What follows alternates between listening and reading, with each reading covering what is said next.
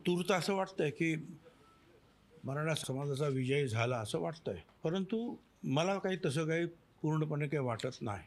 एक तर अशा रीतीचे झुंडशाहीने अशा प्रकारचे नियम कायदे हे बदलता येत नाहीत.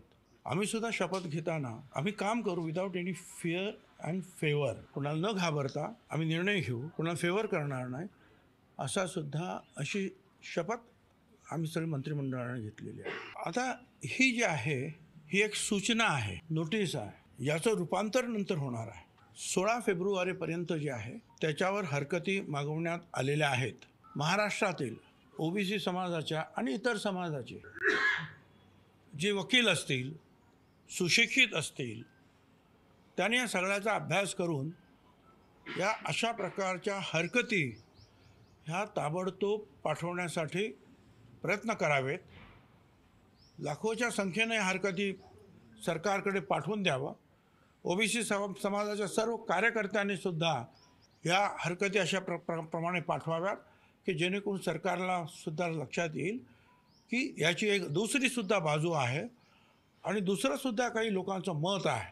माझी विनंती आहे त्या सगळ्यांना की नुसतं जे आहे एकमेकावर ढकलून किंवा चर्चा करून होणार नाही, तर प्रत्यक्ष कृती करावी लागेल.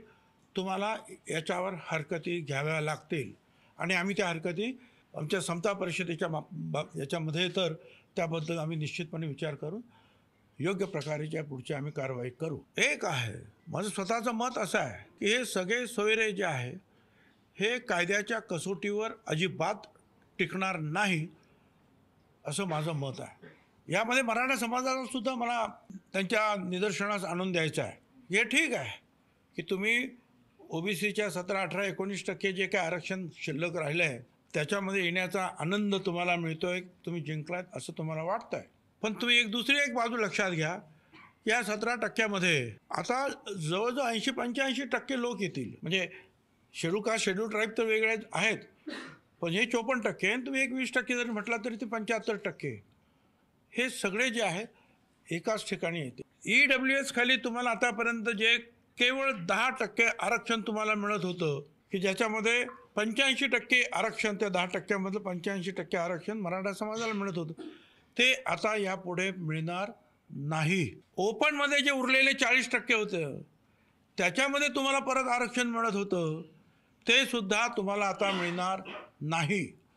म्हणजे एकूण 50%मध्ये तुम्ही खेळत होता. 10% EWS आणि उरलेले 40%, या 50%मध्ये तुम्हाला संधी होती. ती संधी गमावून तुम्ही, आणि तिथे दुसरं कोणच नाही आहेत त्या 50%मध्ये, शेड्यूल कास्ट नाही, शेड्यूल ट्राईब नाही, ओबीसी नाही, जवळजवळ 74% समाज हा तिथे नाहीच.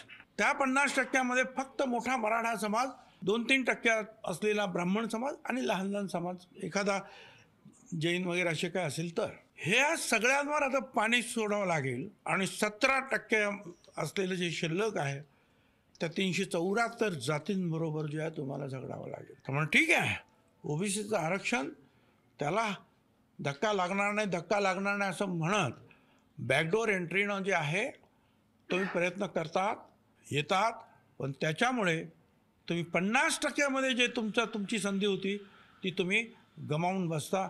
हे सुद्धा तुम्हाला विसरता येणार नाही. अनेक गोष्टी त्याच्यामध्ये आहे. जात ही जन्माने येते, ते एखाद्याच्या शपथपत्राने येते का, किंवा एखाद्याच्या ॲफिडेविटने येते जात बदलता येते? जात मुळात जन्मानं माणसाला मिळत असते.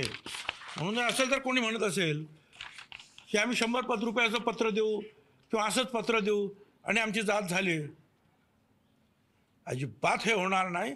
हे कायद्याच्या विरुद्ध होईल. आणि पुढे हे सगळेच जर असे नियम सगळ्यांनाच लावायचे तसं जर म्हटलं, दलित, आदिवासी यांना सुद्धा, मग काय होईल? मग दलितांमध्ये पण कोणी घुसतील, आदिवासीमध्ये सुद्धा कोणी घुसतील.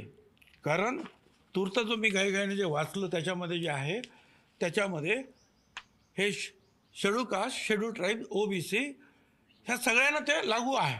मग मला दलित समाजाच्या नेत्यांना सुद्धा, आदिवासी समाजाच्या नेत्यांना सुद्धा विचारायचं आहे की याचा काय पुढे काय होणार. अलीकडेच मला माहिती आहे की एक भांडण असं चालूच आहे की खोटी सर्टिफिकेट घेऊन आदिवासी समाजाची मध्ये नोकऱ्या घेतल्या पण सुप्रीम कोर्टाने सुद्धा त्याच्यावर निर्णय दिला की त्या सगळ्यांना काढा जे खोटे आहेत आणि त्यांना त्यांच्याकडून भरपाई करा. तो प्रश्न अजून सरकार सोडवता नाकीनऊ येत आहे. आता याच्यापुढे अशा रीतीने आदिवासीला सुद्धा लागू होणार का, दलितांना सुद्धा लागू होणार का? म्हणजे सगळं काही ओपनच करून टाकलं. कोणी पण या काय एक ॲफिडेविट करा, एक पत्र द्या, काहीतरी झालं. मला वाटतं हे सगळं जे आहे हा आयवॉश आहे. ओबीसीवर अन्याय केला जातोय की मराठ्यांना फसवलं जात आहे, याचा अभ्यास आपल्या सगळ्यांना करावा लागेल. सर